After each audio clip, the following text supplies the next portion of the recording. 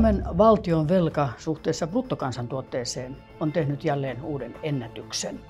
Vuoden 2048 lopussa velkaa oli 12,9% suhteessa BKT. Tämä on alhaisin luku 20 vuoteen. Niin mua nauratti hankkeellisia hirveästi, kun luettiin jotain vanhoja historiajuttuja siitä, miten valtio oli ryöstänyt niin verotuksessa porukkaa ja sijoittanut ne rahoja vähän mitä sattuu. Mun mielestä tämä sosiaalitilimalli on tosi hyvä siinä, että se vapauttaa suomalaiset vanhasta holhouksesta. Se oli semmoinen lumipallo, joka kasvoi siinä vähitellen, että keskiluokan tavallaan hyvin maksavia töitä katosi ja tulot sitten niistä putosi. Että tavallaan kaikki rahat meni elämiseen ja nekin perinnöt, mitkä tuli, niin nekin meni ihmisellä oikeastaan elämiseen, eikä se kaikilla riittänytkään. No, mä tykkäsin kyllä opettajan työstä. Mä tein sitä monta kymmentä vuotta. Mutta sitten kun tämä masennus tuli siihen rinnalle, niin minähän silleen koteloiduin. Et sitten kaikki ystävät jäi ja perheen perustaminen jäi. Ja nyt mulla oli kuitenkin yksi ystävä Päivi.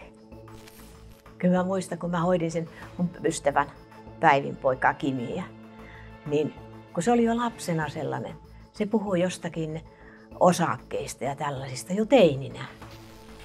Mä oon laittanut itse omaa salkkuun, siis IT-firmoja, lääkefirmaa ja sitten toki niin terveydenhuollon firmoja. Ne oli joskus aikaisemmin tosi aliarvostettu, mä en ymmärrä miksi.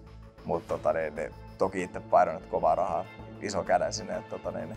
Siinä sitten vähitellen tämmöisiltä sosiaalivakuutuksen instituutioilta, tällaiselta yhteisen riskien jakamisen instituutioilta, niin katosi sen porukan tuki, joka vielä silloin äänesti.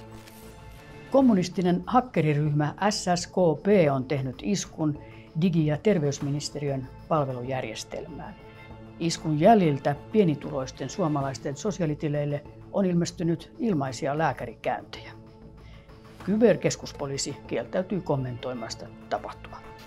Joku sitten keksi tämmöisen Singaporen ketterän mallin, joka sitten sovellettuna Suomeen totta kai runottiin läpi aika nopeastikin meidän instituutioiden.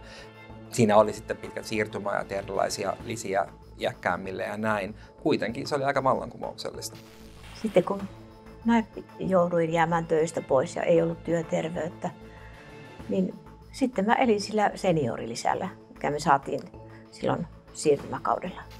Joo, ja siis kyllä on tullut ihan kivasti massia, että just varsinkin Butsin kanssa niin heittänyt sille vähän fyrkkaa just siihen, kun se on ollut se vanha mallin uhri. Ei se hirveästi mitään lonkkaleikkauksia sille eläkkeellä maksella hirveästi. Ja sen ikäinenkään oikeastaan saa mitään sairausvakuutuksia enää. Tai jos saa, niin on hirveän kalliit ottaa.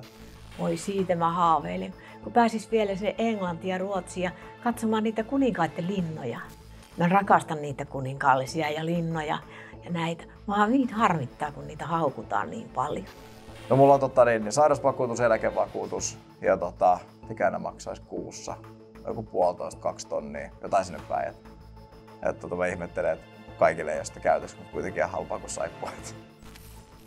Mut siksi mä lottoonkin joka viikko.